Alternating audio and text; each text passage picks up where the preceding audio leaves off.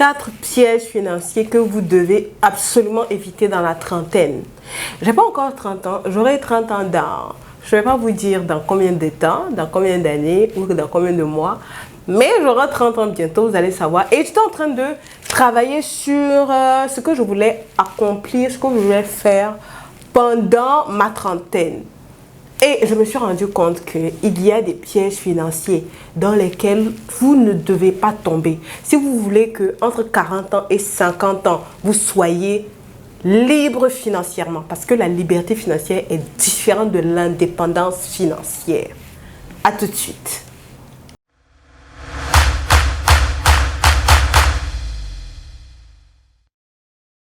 Souvent, on a l'impression que dans la trentaine, c'est le moment de la vie où on est dans la fleur de l'âge. Voilà, c'est comme ça qu'on dit. On est dans la fleur de l'âge où c'est le moment où on aime bien se fixer les objectifs. Ah oui, à 30 ans, tu dois devoir accomplir ça. À 30 ans, tu dois être marié, avoir un enfant ou je sais pas. À 30 ans, tu dois. Mais on oublie que dans la trentaine, c'est une période de la vie où tu atteins un certain niveau de maturité. Tu as une certaine vigueur qui fait en sorte que tu mets les pions, n'est-ce pas? Les pions de la vie que tu veux avoir. Vous comprenez? Il y a un certain accomplissement qu'on recherche, qu'on a envie de montrer qu'on a accompli dans la trentaine. Cependant, il y a des pièges financiers. Oui. Il y a des pièges financiers que vous devez éviter absolument. Si vous voulez être libre financièrement, le combat, c'est la liberté financière. Ok, la liberté financière qui fait que à 45 ans tu sois sur des yachts, qui fait qu'à 45 ans tu sois en train de de bronzer sur une île Bora Bora quelque part pendant que tes entreprises tournent et tes investissements te rapportent de l'argent, beaucoup d'argent. C'est ça la liberté financière. Alors, dans la trentaine, le premier piège financier que tu dois absolument éviter de faire, c'est de t'acheter une maison que tu ne peux pas supporter. Qu'est-ce que je suis en train de dire? Écoutez très bien. Vous savez, toute personne a une capacité financière. Souvent, on a le piège de penser que, ok, ça, j'ai pas envie d'être méchante, mais c'est une mentalité qui met dans la pauvreté. Tout ce que moi je veux réussir, c'est de m'acheter une maison. Non, ce n'est pas t'acheter une maison, l'accomplissement de ta vie. L'accomplissement de ta vie, c'est d'être libre financièrement. Et souvent, vous achetez une maison que vous ne pouvez pas supporter. Comment que ça se passe? Pour acheter une maison, on fait des prêts immobiliers. Et le prêt immobilier, vous devez le payer souvent sur 20 ans, souvent sur 25 ans. Et dans la trentaine, à moins que tu n'aies hérité de parents milliardaires ou que en tout cas, tu aies une idée d'affaires qui t'a rapporté 1 million de dollars tout de suite, tu es un travailleur ou un entrepreneur qui est en train de se construire et pour acheter une maison à 100 000 euros, à 200 000 euros, à 300 000 euros, tu vas prendre un prêt immobilier, ok? Tu auras ton apport initial, ils vont te donner un prêt immobilier et tu vas payer le reste sur peut-être 20 ans, etc. Cependant, pendant les 20 ans, souvent ce qu'on vous coupe, ce que vous devez payer à la banque pendant les 20 prochaines années, vous ne pouvez pas le supporter. C'est souvent très difficile pour vous. J'ai vu des personnes comme ça qui ont lutté, qui sont dans une grande maison, mais qui ne sont pas libres, qui ne s'en sortent pas financièrement. Ok, tu as tout fait pour lever un prêt de 300 000 euros pour acheter une maison et chaque fin du mois, tu n'as pas d'autre entrée. En fait, tu n'as pas travaillé à ta capacité financière, à comment générer de l'argent, à comment créer des revenus, créer des sources de revenus. Du coup, tu as souvent une seule source de revenus sur laquelle la banque coupe souvent, je ne sais pas, 20% à 30% de ton salaire et tu n'arrives pas à t'en sortir parce que tu as pris une maison, ok, une grande maison dont les rentes tu ne peux pas supporter. Ou tu es obligé de souvent... avec le fait que tu prévois aussi l'avenir de tes enfants, c'est compliqué pour toi de t'en sortir. Non, c'est une erreur, c'est un piège dans lequel tu es tombé. Un piège que tu veux montrer aux gens que tu as acheté une maison entre 30 et 40 ans. C'est tout simplement ça. Ok? C'est pas la priorité première. entre 30 et 40 ans. Ce n'est pas la priorité première. La priorité première, c'est d'avoir des investissements. Des investissements qui travaillent pour toi. Où les intérêts composés vont travailler pour toi. Et ces intérêts composés-là vont te permettre d'acheter une maison même cash. Où ces intérêts composés-là vont faire en sorte que les rentes de la banque que tu vas payer, c'est l'argent des intérêts là qui vont te permettre de payer. Ça ne va pas sortir de tes finances personnelles. Comprenez que l'intelligence financière est la base de tout. Ne tombez pas dans un piège de « ok, ma maison ». En fait, vous savez, souvent les Africains, nos parents africains, c'est pas qu'ils n'ont pas construit des maisons, ils ont construit des maisons. Mais est-ce qu'ils sont sortis de la pauvreté? Je vous laisse mettre en commentaire et répondre à cette question. Ben non. Ben non. Le game de la vie, le focus de la vie, c'est pas s'acheter une maison. Le commun des mortels s'achète une maison. Mais le commun des mortels ne fait pas partie des 5% qui contrôlent la richesse mondiale. Donc, ne tombez pas dans ces pièges-là à trempe. Achetez une maison que vous ne pouvez pas supporter. Ne tombez pas dans ce piège. Vous achetez une maison quand vous avez des investissements qui parlent, qui travaillent pour vous, qui vous rapportent de l'argent pour vous. Si tu as 5 millions, 10 millions par mois qui viennent de tes investissements, que tu as une maison, tu achètes une maison où la banque te coupe 800 000 francs, 1 million par mois, ça ne te dit rien. Tu as 10 millions en investissement cash que tu as chaque fin de mois. Voilà. Pendant que tu as un salaire de 800 000 francs, si tu es en Afrique, de 5 000 euros, si tu es en Europe, et combien de personnes touchent 5 000 euros en Europe, citoyen lambda, tu as ça et on te coupe 2 000 euros pour une affaire de maison.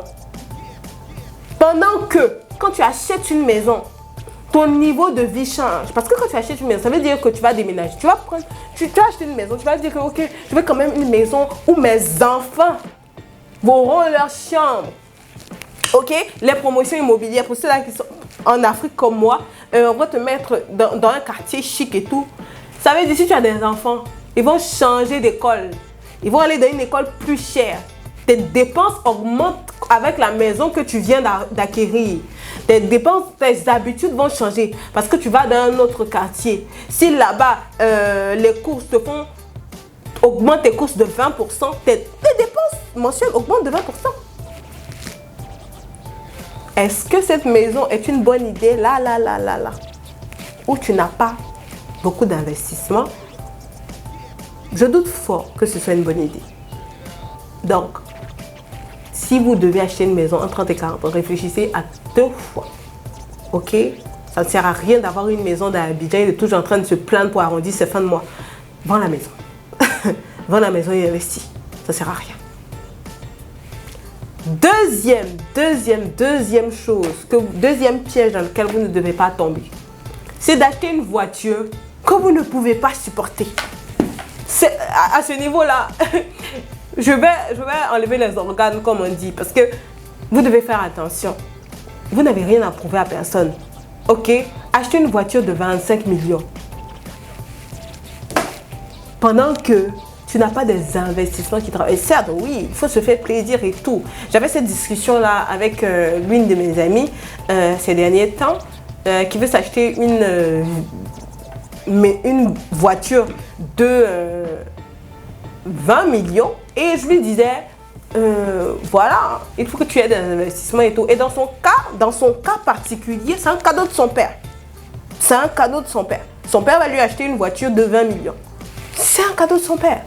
Mais toi qui es en train de te construire, ok, là encore, c'est discutable. Vous pouvez dire, ah oui, elle peut s'acheter une voiture de 5 millions et investir. Ok, elle est libre. D'accord? Et moi, je lui conseillais ça, du coup. Mais tu es en train de te construire et tu veux acheter une voiture pour frimer dans la ville parce que, il faut que tu montres que dans la trentaine, tu as acheté une jolie voiture. Non. Tu es en train de te créer des problèmes. Tu es en train de te créer des problèmes. Surtout pour ceux qui disent, ah oui, Tatiana, la voiture, là, je vais l'acheter en leasing. Ça me rappelle quelque chose qui me fait rire. J'ai une amie proche qui disait qu'elle voulait acheter sa voiture, qu'elle avait acheté sa voiture en leasing et qu'elle touche son salaire, c'est 500 000 francs. Et dans 500 000 francs, elle voulait s'acheter, je ne vais pas dire la marque de voiture, elle s'achetait la marque de voiture, là, 200 000 francs pour mettre, pour faire payer la voiture en leasing. Je n'arrivais pas à comprendre que comment tu touches 500 000 francs et tu prends 200 000 francs pour acheter, pour payer une voiture. Qu'est-ce que tu as à prouver aux gens en fait? C'est un piège financier dans lequel tu n'as pas le droit de tomber. Parce que ta voiture, c'est un passif. Tu ne peux pas prendre le tiers de ton salaire, ça fait même un peu plus du tiers pour acheter une voiture, pour payer les mensualités d'une voiture. Ça ne se fait pas. Ne tombez pas dans ces pièges financiers-là. Ok? Tu ne peux pas faire ça si tu n'as pas d'investissement, voilà, qui parle pour toi, qui marche pour toi.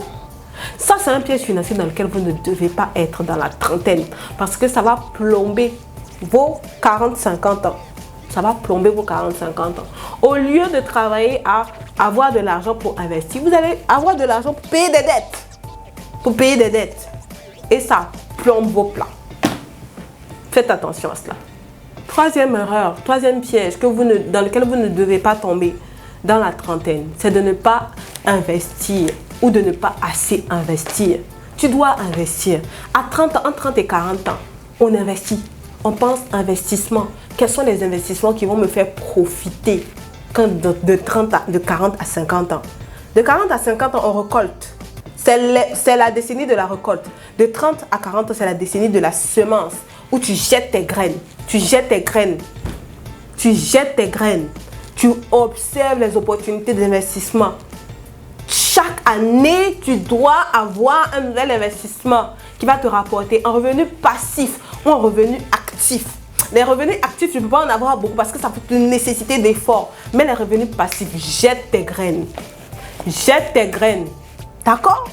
Tu dois fonctionner comme ça. Investir. Avoir la culture de l'investissement. Et des investissements intelligents. Je prends un exemple. Tu as encore un emploi. Tu ne peux pas faire un business. Je dis souvent aux gens, tu ne peux pas faire un business qui va te nécessiter 8 heures par jour. Pendant que tu as un salaire ou souvent d'autres tu as des responsabilités, tu as un salaire et tout, tu as des obligations dans ton travail. Pour ceux-là qui ont certains postes de responsabilité, tu es directeur, tu es DAF d'une entreprise, tu touches 2 millions par mois et tout. Tu veux mettre en place un business. Tu ne peux pas mettre en place un business qui nécessite ta présence tout le temps. Tu vois, parce que tu as un poste de responsabilité, tu ne peux pas te permettre ça.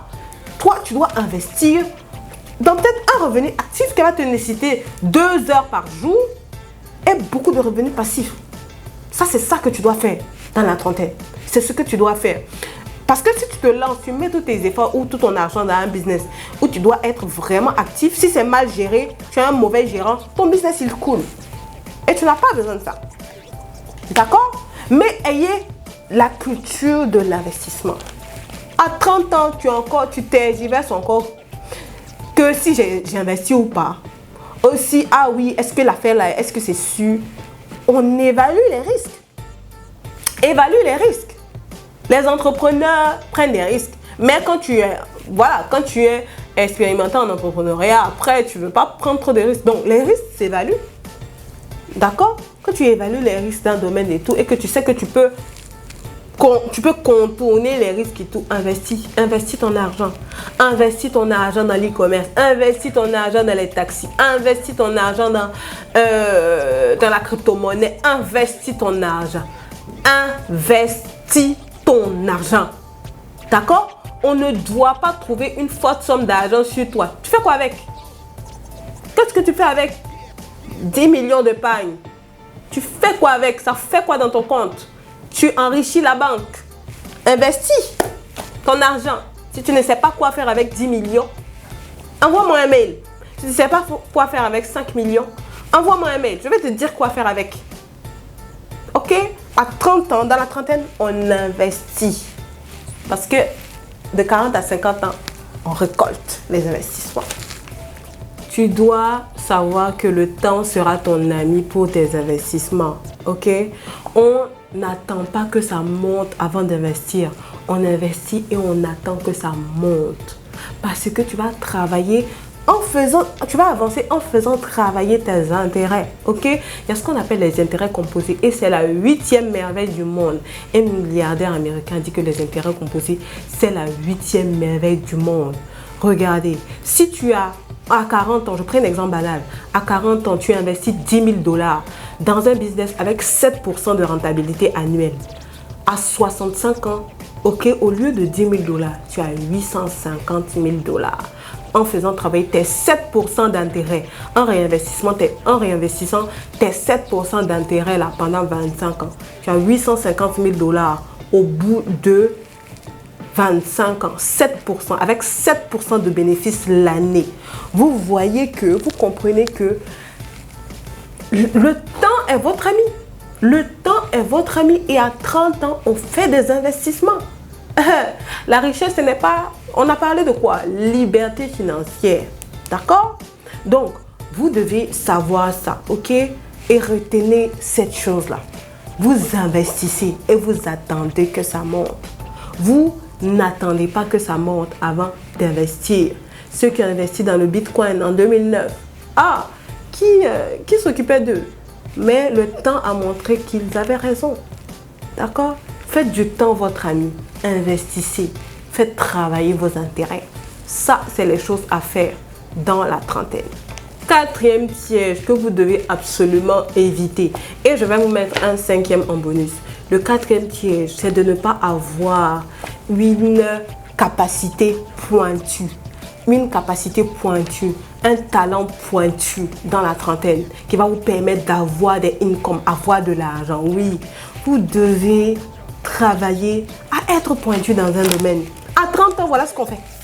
On est pointu dans un domaine. Vous devez avoir un talent pointu. Vous devez avoir une connaissance pointue qui va vous rapporter, qui va permettre qu'on vous paye et qu'on vous paye cher. Parce que plus vous êtes pointu, plus on va vous payer cher. À 30 ans, c'est comme ça que vous devez performer. Et ne pas avoir, vous savez, dans le monde qui est en train d'évoluer là, vous ne pouvez pas résister à toutes les crises si vous n'avez pas une connaissance pointue dans un domaine. Que ce soit le copywriting, le marketing, écrire des livres, être vidéaste. En tout cas, quelque chose de pointu que vous savez faire. Où vous êtes excellent. Ça fait partie du plan de vie. Vous devez maîtriser quelque chose. Tu dois être maître dans ce domaine-là. Connaître ce domaine. D'accord? Donc, si ce n'est pas le cas actuellement, il faut te mettre vite à jour. Il faut travailler pour maîtriser un domaine, pour pouvoir... Ça va te rapporter, ça va te servir. C'est quelque chose qui sera en toi et qui va te rapporter de l'argent. Donc, en fait, l'argent vient quand tu maîtrises quelque chose. Il faut que tu maîtrises quelque chose. C'est comme ça que tu vas améliorer tes finances dans ta trentaine, que tu vas vraiment exceller dans ta trentaine. Ça, c'est mon 4e point. Mon 5e point qui est le bonus que je voulais vous donner. Il faut que vous ayez un plan financier. Un plan financier sur 1 an, sur 2 ans, sur 5 ans, sur 10 ans. Vous devez avoir un plan financier. On ne vit pas dans le hasard. La répétition est la mère des études. Et je ne suis pas fatiguée de vous répéter ça. On ne vit pas dans le hasard. Vous devez avoir un plan financier. Ce que vous voulez accomplir dans les 5 prochaines années, ce que vous voulez accomplir dans les 10 prochaines années, ça doit être clair dans votre tête. Vous devez le noter dans votre cahier de projet. C'est très important. C'est comme ça que vos 30 ans, de 30 à 40 ans, ces 10 ans-là seront très profitables pour vous. Si vous restez encore 5 ans, vous devez appliquer ces conseils-là très vite pour que dans les 10 années qui suivent, vous soyez libre financièrement. Voilà les amis, ce que j'avais à partager avec vous dans cette vidéo. On se retrouve à la prochaine. Ciao!